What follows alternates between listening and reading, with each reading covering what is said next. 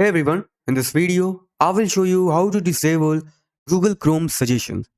If you find this video helpful, a like and subscribe would mean a lot.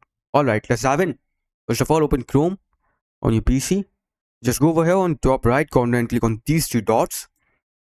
Now head over to settings. In here, go to search engine on the left side. Click on it. Now click on manage search engines and site search. Scroll down and click on add. Now name it Google No Suggestion.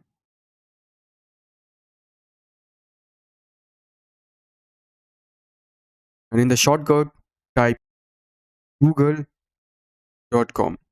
Make sure the first one is capital. Now in the URL, you have to paste this URL. Don't worry, I will put this link in the description. Paste this in the URL section and just click on add. Now as you can see, Google is showing me auto suggestions. Just click on add. Okay, now click over here on these three dots and click on make default.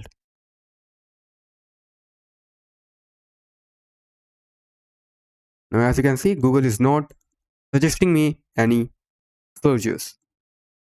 So that's it for the video. That's how you can disable auto suggestions on Chrome. Thanks for watching.